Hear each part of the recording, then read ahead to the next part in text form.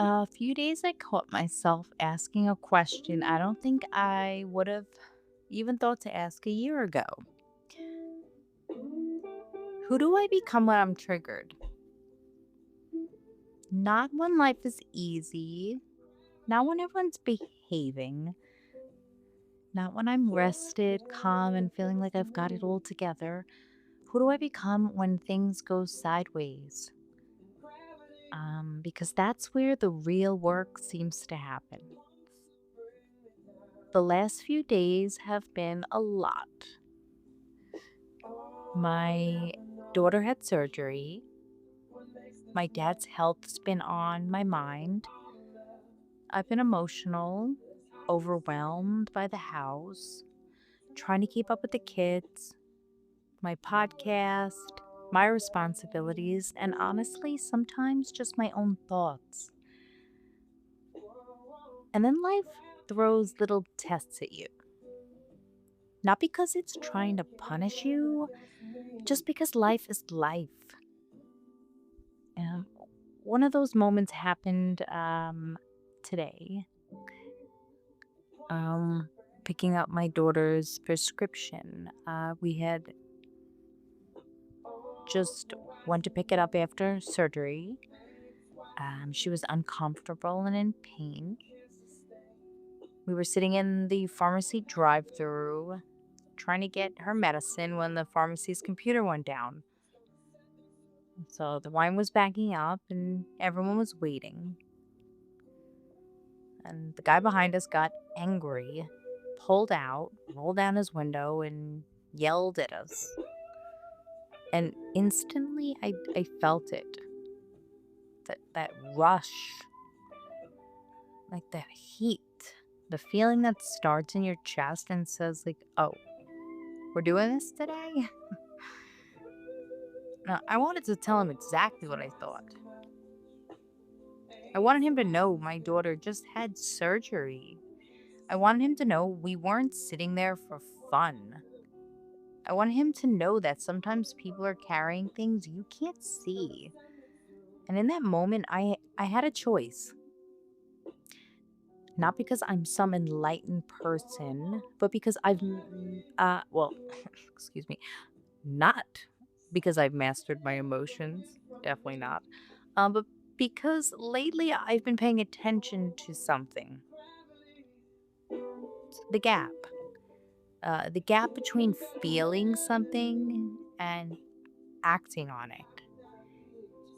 And I think that's where growth lives.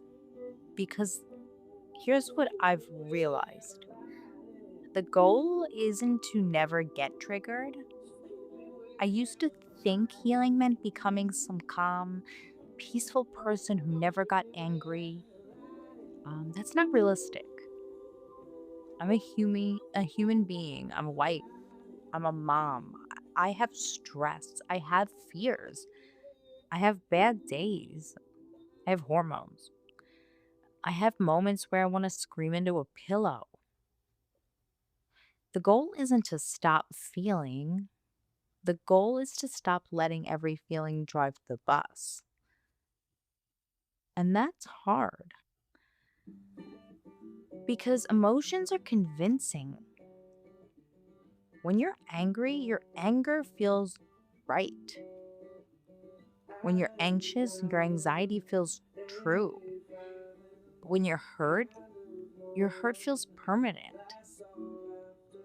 In those moments, whatever emotion is loudest feels like reality. But emotions aren't always reality. Sometimes they're just information. Sometimes they're signals. Sometimes they're old wounds showing up in new situations. And lately, I've been trying to notice that. Not perfectly, just a little more than before. I think about another moment recently, a cupcake incident. And yes, it sounds ridiculous. A cupcake, but parents knew exactly what I'm talking about. One kid drops a cupcake, someone makes a joke, Another one gets dropped. Now someone's crying. Someone else is mad. Everyone's talking at once. The house is loud, and suddenly you're standing there feeling like you're about to completely lose your mind over something that isn't actually about cupcakes at all. Because usually it isn't. It's about being overwhelmed. It's about carrying too much. It's about being exhausted.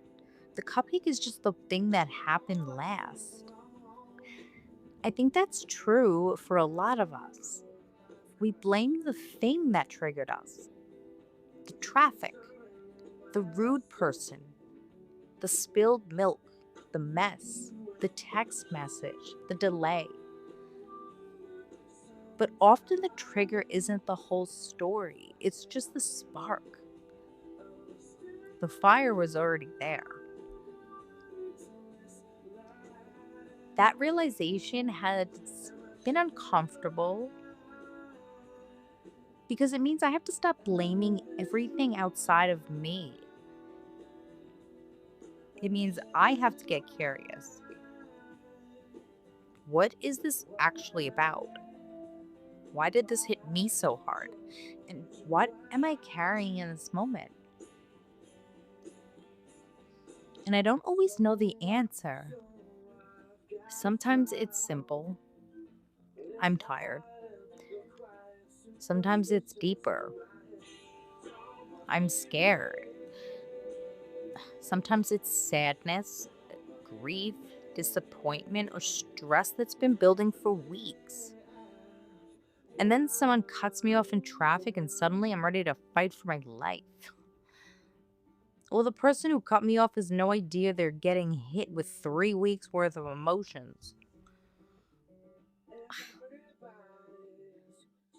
I've also been thinking a lot about my kids because they watch everything, not just what I say to them, what I say to other people, how I react, how I handle frustration, how I handle mistakes, how I handle myself.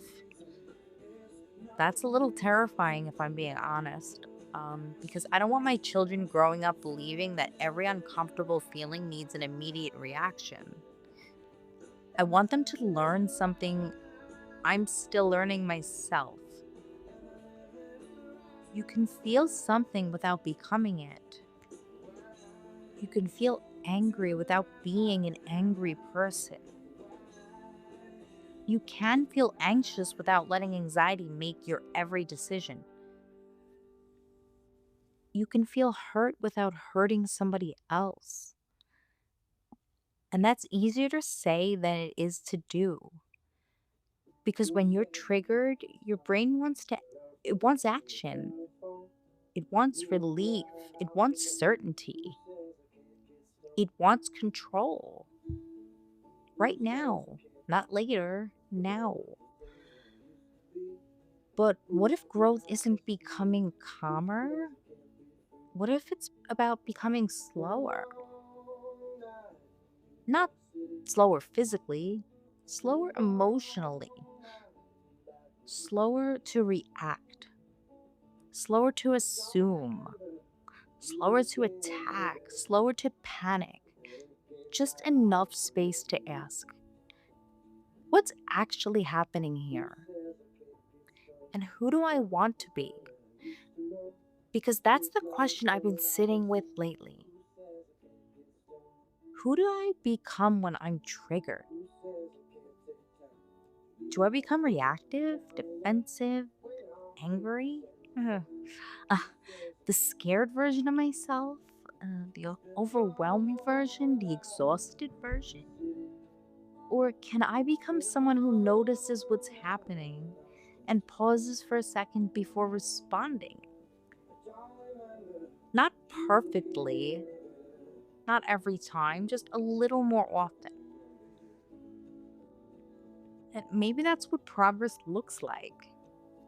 Not the absence of triggers, not becoming some perfectly regulated human being, Maybe progress looks like having the exact same feelings, but making slightly different choices.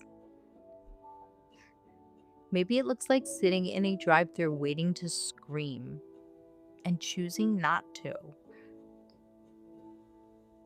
Maybe it looks like feeling overwhelmed by your house and recognizing that you're overwhelmed instead of taking it out on everyone around you.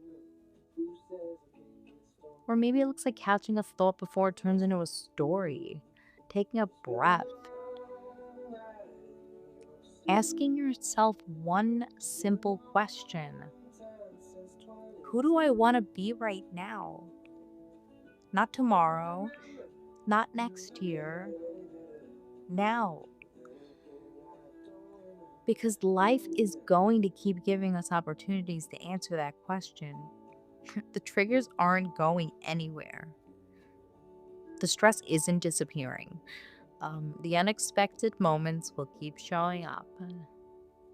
But maybe we can show up differently, a little more aware, a little more intentional, a little less controlled by every emotion that passes through us. And that's the work I'm trying to do. Not perfection, not enlightenment, not becoming someone who never gets angry, just learning how to create a little more space between the feeling and the reaction, one trigger at a time. So, thanks for listening, and you got this.